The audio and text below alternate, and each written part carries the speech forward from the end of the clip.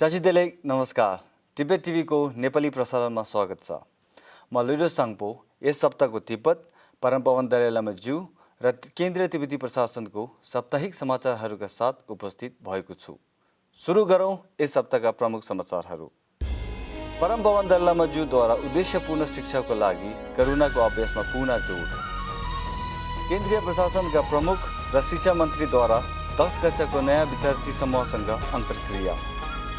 निर्वाचन आयोगले 2021 तिब्बती आम चुनावको लागि मतदाताहरूको दर्ता गर्न मिति घोषणा। विधायक विशाल नेहरुद्वारा निर्वाचन तिब्बती संसदको अवलोकन। सचिव श्रीमान कर्म छुइङलाई केन्द्रीय तिब्बती प्रशासनको प्रवक्ताको रूपमा नियुक्ति।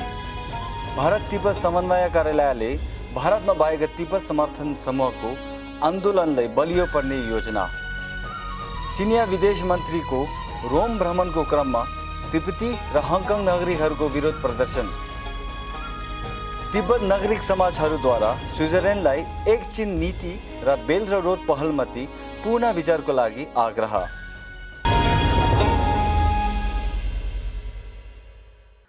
यस मङ्गलबार माइन मिङ्गलका सदस्यहरूसँग परमपवन दलाई लामा ज्यूले युवा पिँढीहरूले आधुनिक शिक्षाका साथ सहानुभूतिका सिद्धान्तहरूको अभ्यासको महत्त्वबारे जोड दिनुभयो।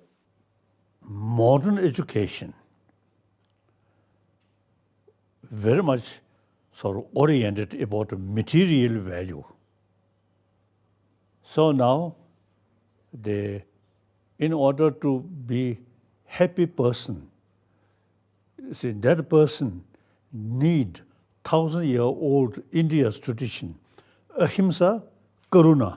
So therefore, माइन मिङ्गल एउटा यस्तो पहल हो जुन एउटा बच्चाको सबै अनुभवात्मक र उद्देश्यपूर्ण शिक्षाका समावेशी विकास हुने लक्ष्य भएका र यो सामाजिक, भावनात्मक र नैतिक शिक्षा भारत र परमपवन ज्यूको समर्थन र प्रोत्साहनद्वारा इमोरी विश्वविद्यालयमा विकसित भएको K-12 शिक्षा कार्यक्रमसँग सम्बन्धित छ।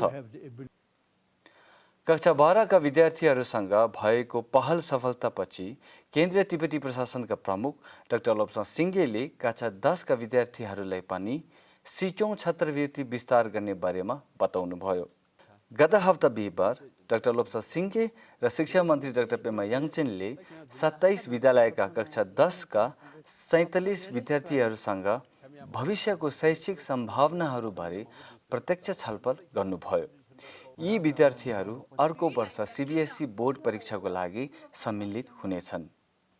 शिक्षा मन्त्री डाक्टर पेमा याङचेनले छोटो अवधि र दीर्घकालीन लक्ष्यहरूको महत्त्व र एकजनाको शिक्षाले कसरी समुदायलाई बलियो बनाउन मद्दत गर्न सकिन्छ भन्ने बारेमा जोड दिनुभयो। केन्द्रीय तिब्बती प्रशासनका शिक्षा विभागले शिक्षा मन्त्रीको अध्यक्षतामा 12 कक्षाका विद्यार्थीहरू र नयाँ ब्याच, मुख्य काउन्सिलरसँग उच्च माध्यमिक विद्यार्थी र अभिभावकसँग छुट्टै भर्चुअल अन्तर्क्रियाको एक श्रृङ्खला आयोजित गर्नुभएको छ।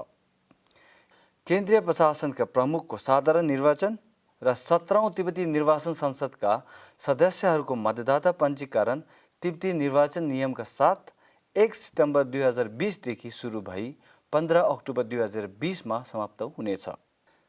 यस महिनाको सुरुमा आयोजित गरेको पत्रकार सम्मेलनमा निर्वाचन आयोगले 2021 सालको केन्द्रीय प्रशासन प्रमुखको चुनाव र 17औं निर्वाचित तिब्बती संसद सदस्यहरूको निर्वाचन प्रक्रिया आधिकारिक रूपमा घोषणा गरिएको छ।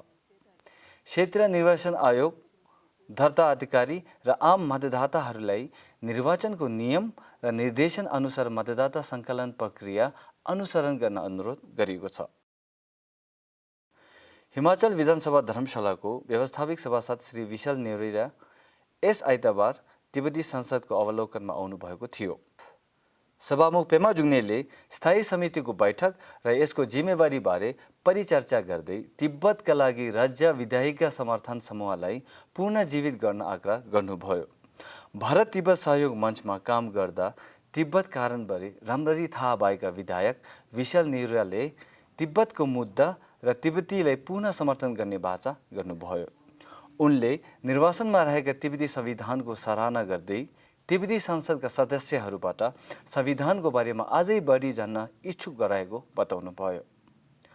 मन्त्री परिषद सचिवालयद्वारा जारी गरेको परिपत्र अनुसार सूचना र अन्तर्राष्ट्रिय सम्बन्ध विभागको सचिव श्रीमान कर्मा छुइङलाई केन्द्रीय तिब्बती प्रशासनको प्रवक्ताको रूपमा नियुक्ति गरिएको छ। श्रीमान छुइङले 24 वर्षभन्दा बढी समयदेखि केन्द्रीय तिब्बती प्रशासनमा विभिन्न क्षमताहरूका साथ सेवा पुर्याउन भएको थिए, जस्तै नयाँ दिल्लीमा स्थित ब्युरो अफिसको सचिव, ब्रसेल्समा रहेका तिब्बती कार्यालयको सचिव र कालिम्पोङ र दार्जिलिङमा कल्याण अधिकारीको रूपमा पनि सेवा गर्नुभएका छन्। गत हप्ता शुक्रबार भारत तिब्बत समन्वय कार्यालयले भारतमा तिब्बत समर्थन समूहलाई बलियो पर्नको लागि भविष्यको कार्ययोजनाहरू अनुसरण गर्नुभयो। मुख्य समूहका सदस्यहरूले हालसम्म तिब्बतको मुद्दाको लागि गरेका कार्यक्रमको बारेमा व्याख्या गर्दै भविष्यका कार्यक्रमहरूको बारेमा पनि व्याख्या गर्नुभएका छन्। भारत तिब्बत समन्वय कार्यालयको संयोजक श्रीमान जिङमे छुटिमले तिब्बती मुख्य समूहका सदस्यहरूसँग 4वटा महत्त्वपूर्ण विषयमा छलफल गर्न आमन्त्रित गरे।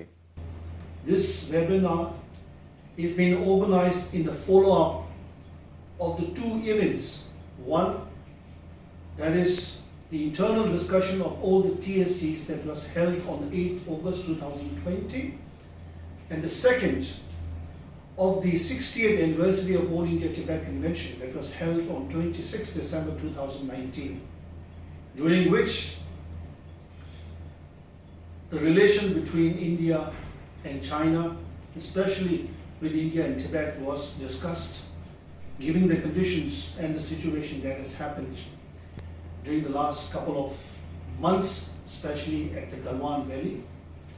Finding this, all the respected members have come to the conclusion to confer His Holiness the Dalai Lama the highest civilian award of the Government of India, Bharat Ratna, and second, to make it possible for His Holiness to address the Indian Parliament, and then to initiate an aggressive program to be launched and campaigned throughout India against Chinese communist regime.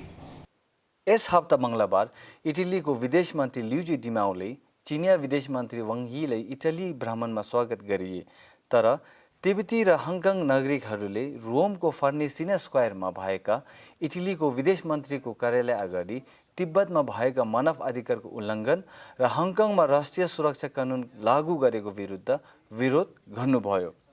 COVID-19 को असफलतापछि चीनको बिग्रिएको छविले पुनः निर्माण गर्न चिनिया विदेश मन्त्री Wang यी युरोपको 5 देशीय भ्रमणमा छन्।